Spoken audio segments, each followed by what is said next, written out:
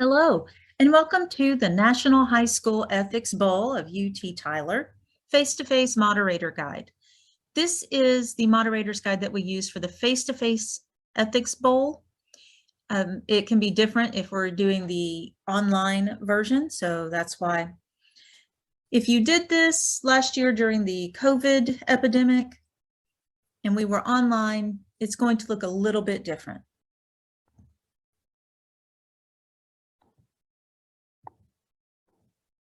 So the role of moderator, for whether face-to-face or online, is all about making sure everything in the room follows the rules. You control the room. So you need to make sure that the time is observed. No one gets more time or less time than they are allotted. All of the rules are being observed. The discussions and presentation and commentary stay ethical and respectful. That you report any issues to the organizers, and mostly it's technical issues, but also one of the biggest issues we have is that there is a judge in the room that knows one of the students or the team captain or the teacher that's involved, and that creates a conflict of interest. So that is one of the things that we have to do, is make sure that the judges don't know anyone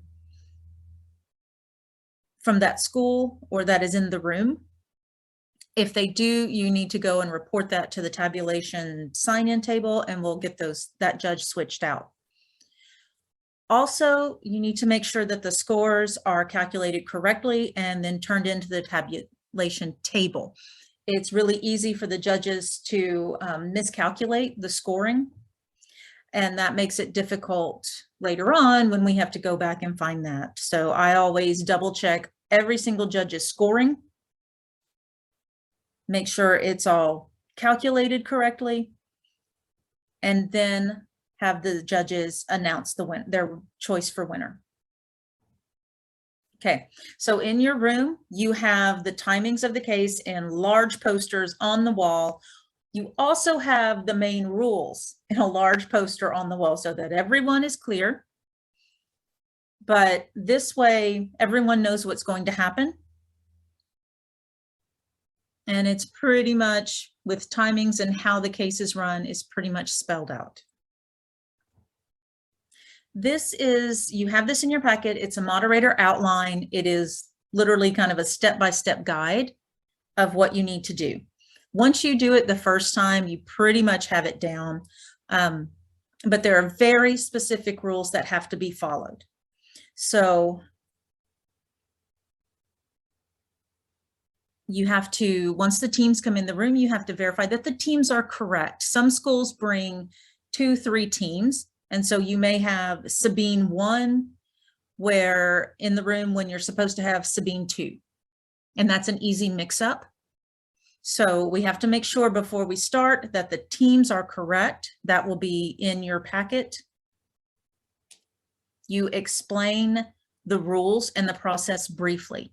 Biggest rules are that there is not to be anything, no previously written notes, no electronics near the table. This includes smartwatches. They cannot have any of their notes anywhere near the table. Okay, they will be provided scratch paper. Sometimes we have it as a notepad. Sometimes we have it as scratch paper in your packet.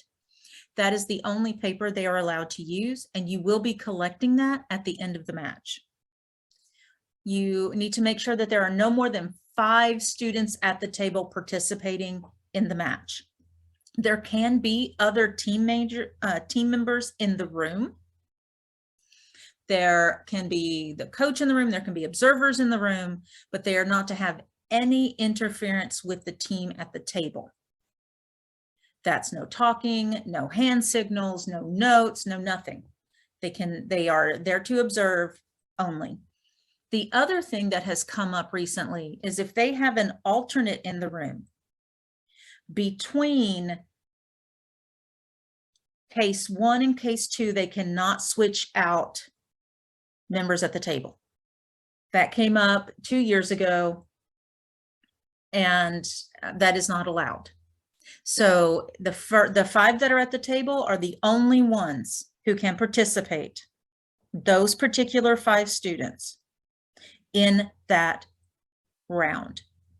They go to the next match, they can switch out. But in that particular match, only those starting 5. You will do a coin toss that will determine which team presents first, which team presents second, which is Team A and Team B. In your packet, there is a table tent that labels them, Team A, Team B. So once that is determined, you give each school their Team A and Team B marker and turn it sort of facing the judges so the judges know which school is which team.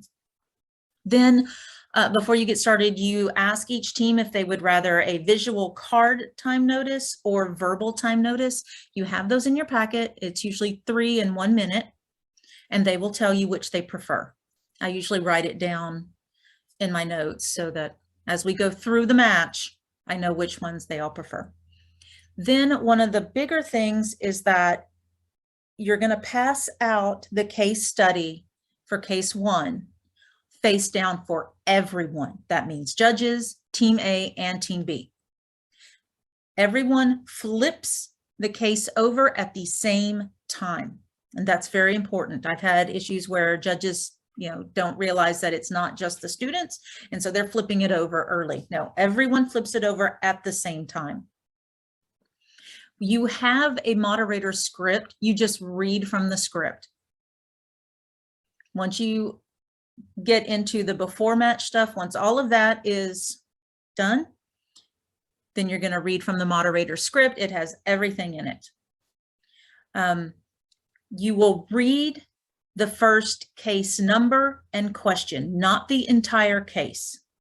The students and judges have access to these cases beforehand, so there's no need to waste time reading the entire case.